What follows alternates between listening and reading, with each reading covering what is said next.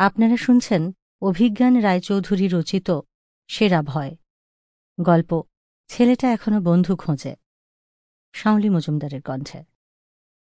না, ঘরের তুলনায় বুককেসটা সত্যি অনেক বড় হয়ে গেছে। বিশাল ড্রয়িং রুমের একদিকের অর্ধেক দেওয়ালটা ঢাকা পড়ে গেছে বুককেসে। মেহগনি কাঠের ভারী সুন্দর কাজ করা বুককেস। মাঝের অংশটা একটু এগিয়ে আছে। বেরিয়ে থাকা অংশের দুধারে দুটো কাঠের স্তম্ভ। পুরো বুককেসটার প্রান্তে আরও দুটো কাঠের স্তম্ভ। দেখে মনে হয় ঠিক যেন একটা ঝুল বারান্দাওয়ালা বাড়ি জমিদারির দর্পে দাঁড়িয়ে আছে। নিচের থেকে 3 ফুট পুরোটা কাঠের।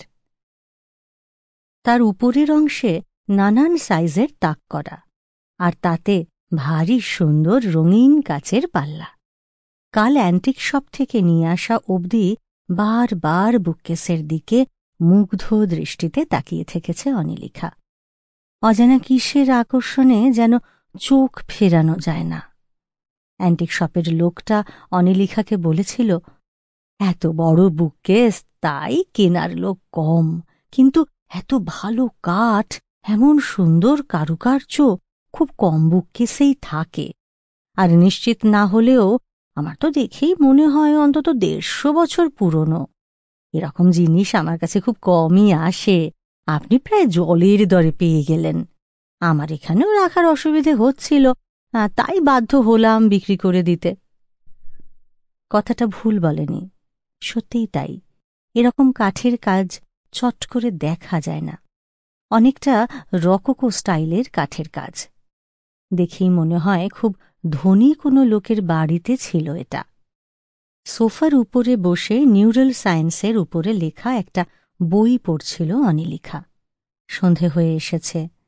ঘরের আলো জ্বালতে উঠে দাঁড়াল অনিলিখা। তারপর কি যেন ভেবে আবার ওই বুককেসের দিকে এগিয়ে গেল। আসলে বুককেসের পিছনের দিকটা কখনো ভালো করে দেখা হয়নি। দেখার কথা খেয়ালই হয়নি বলা যায়। ঘরের একদিকে বড় কাচের জানলা, কিন্তু এখন দিনের আলো কমে এসেছে। এমনিতেও বুককেসের পিছন দিকটায় আলো আরও কম। বিরাট চেহারা নিয়ে আলোকে আড়াল করে যেন দাঁড়িয়ে আছে। খানিকটা এগিয়ে বুককেসের পিছন দিকটায় উঁকি দিতেই অবাক হল অনিলিখা। আগে খেয়াল করেনি। পিছন দিকটা অন্যরকম দেখতে। হঠাৎ দেখলে মনে হয় যেন একটা অন্য ফার্নিচারের সামনের দিক। একই রকম কাঠের কারুকার্য, তবে ডিজাইনটা সম্পূর্ণ আলাদা। কোনো কাচের পাল্লা নেই। কিন্তু বুককেসের পিছনের অন্ধকারের মধ্যে ওটা কি? হঠাৎ অনিলিখার হৃৎপিণ্ড যেন লাফিয়ে উঠল। একটা বাচ্চা ছেলে যেন বুককেসের আড়ালে দাঁড়িয়ে আছে, আর তাকিয়ে আছে ওরই দিকে। অন্ধকারে শুধু মুখটাই যেন দেখা যাচ্ছে। For you. অনিলিখার গলার স্বর মুহূর্তের জন্য কেঁপে গেল। ও আরও একটু এগিয়ে গেল বুককেসটার দিকে, ভালো করে দেখার জন্য। হ্যাঁ, ওই তো স্পষ্ট ছেলেটা এখনো দাঁড়িয়ে আছে। বছর 12 বয়স হবে। 5 ফুটের মতো হাইট, সোনালি রঙের চুল, সম্ভ্রান্ত চেহারা, চোখ দুটো অন্ধকারে জ্বলছে। হাত 3 দূরে বুককেসটার আড়ালে লুকিয়ে আছে। নিজেকে সামলে নিয়ে আবার অনিলিখা বলে উঠল, who are you? How did you come over here?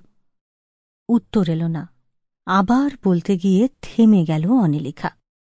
কই, কেউ তো নেই। একটা গভীর ছায়া শুধু যেন আড়ষ্ট হয়ে পড়ে আছে বুককেসটার পিছন দিকে। তাহলে কি এটা চোখের ভুল?